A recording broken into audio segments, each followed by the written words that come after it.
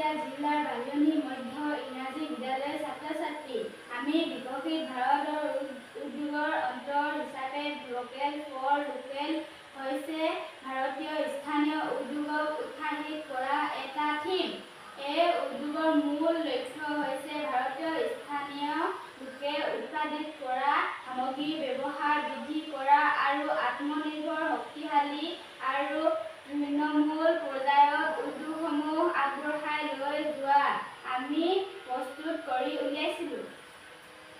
আমি এটা বাঁহৰ চুঙাত ঊল মেৰিয়াই ফুলৰ টাব তৈয়াৰ কৰি উলিয়াইছোঁ। এটা পেলনীয়া কফি কাপ ব্যৱহাৰ কৰি তাত ঊল সূতা মেৰিয়াই কাগজৰ এটা ফুলটাব তৈয়াৰ কৰি উলিয়াইছোঁ। এটা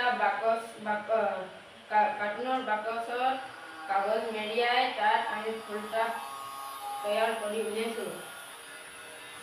4টা পেলনীয়া